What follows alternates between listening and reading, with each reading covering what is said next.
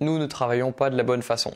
C'est ce qu'essaye d'expliquer Tony Schwartz dans son bouquin La façon dont on travaille n'est pas la bonne manière d'apprendre. C'est en fait ça le message du livre.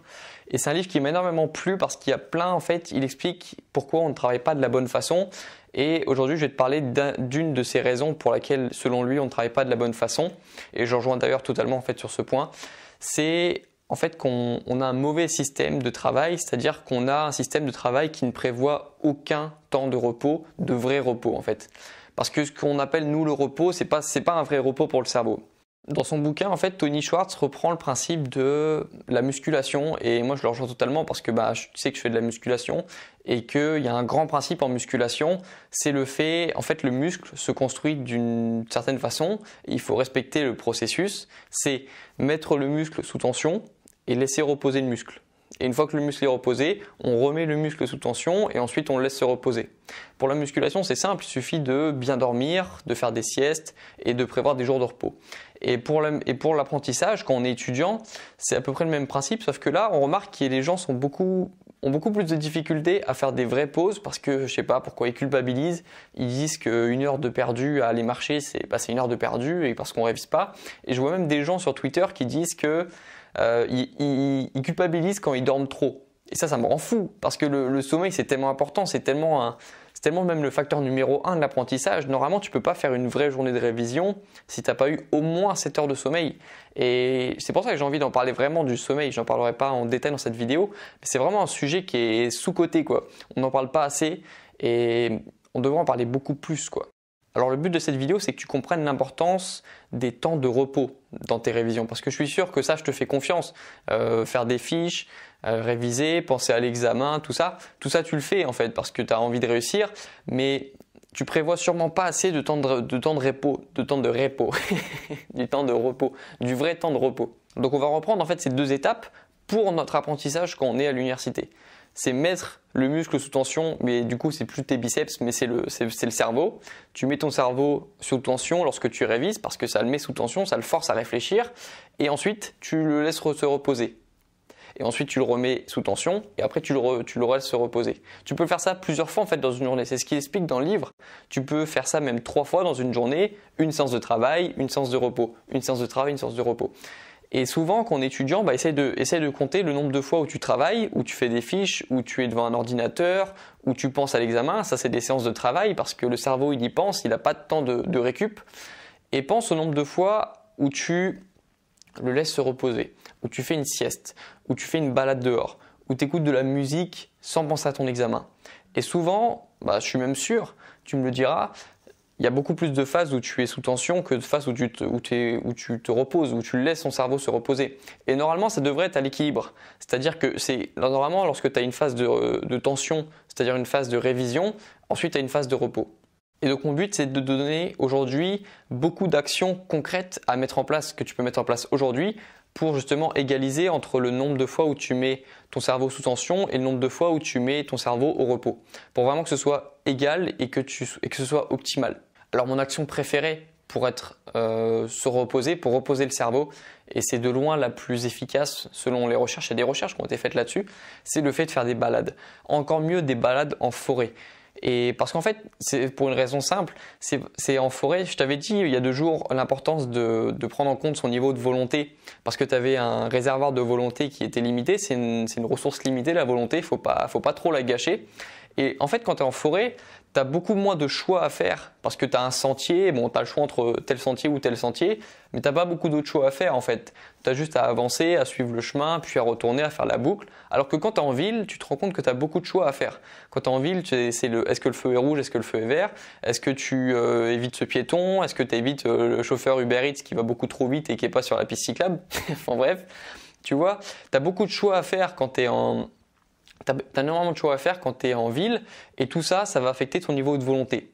Donc, mais le principe, c'est toujours de faire des balades. Évidemment que si tu n'as pas de forêt à côté, tu vas pas faire de la route 30 minutes pour aller en forêt. Mais le principe d'une balade, c'est super parce qu'une balade, ça permet vraiment de décompresser. Et c'est quelque chose qui va vraiment te permettre de te reposer parce que tu penseras plus à ton examen. Il faut que tu fasses un effort aussi pour pas penser à ton examen pendant que tu marches, juste penser à marcher. Juste, voilà. Tu as juste besoin de marcher, de prendre l'air, ça va te faire une bouffée d'oxygène, c'est très bien pour retourner après à ton travail. Mais pendant que tu marches, par contre, tu instaures une règle, c'est que tu ne penses pas au travail. Tu ne penses pas à l'examen, tu ne te dis pas « oh là là, il faut que je rentre vite parce qu'il faut que je révise ». Non, si tu as pris 30 minutes pour marcher, bah, tu prends 30 minutes et tu rentres après sans culpabiliser. Les balades, c'est vraiment le meilleur outil pour te reposer avec les siestes. Parce que les siestes, on va en parler aussi. Les siestes, c'est hyper efficace. Les siestes, ça te permet vraiment d'avoir un regain d'énergie et même un regain de volonté. Parce que quand tu dors, ton niveau de volonté augmente un petit peu. Bon, après, les siestes, ça va pas être énorme, mais ça peut te redonner un peu de volonté parce que ça va faire en fait comme une deuxième petite journée dans ta journée. Moi j'aime bien voir ça comme ça. Quand ma première partie de la journée me plaît pas beaucoup, que je suis pas productif, que j'arrive pas à faire grand chose, je fais une sieste et je me dis qu'après mon réveil, bah, ça va être une deuxième partie de ma journée. Et celle-ci, je vais essayer de la réussir, je vais essayer d'être productif. Donc ça peut être un peu un nouveau départ, une sieste. Et puis en plus, ça va t'aider à être plus productif, à être plus concentré pour quand tu vas revenir sur ton travail.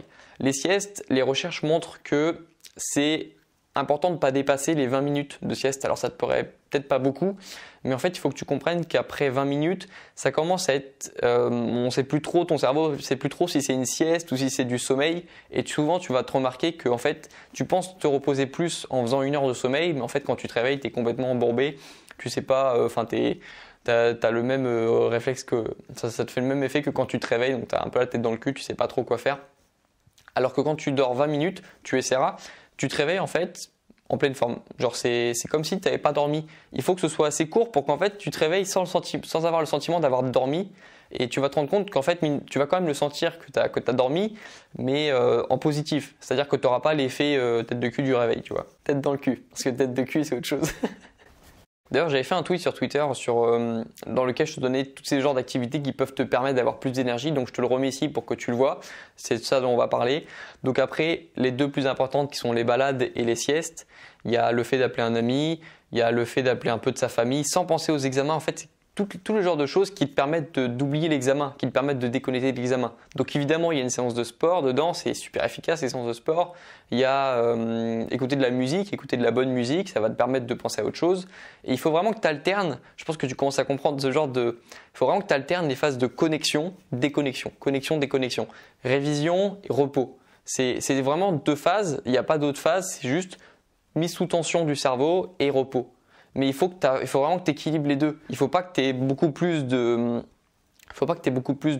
phases de révision que de phases de repos. Il faut vraiment que tu équilibres les deux. Et à l'inverse, ça arrive moins souvent, mais si tu es un vrai koala et que tu passes ton temps à dormir sans réviser, bah, ça ne va pas bien se passer non plus.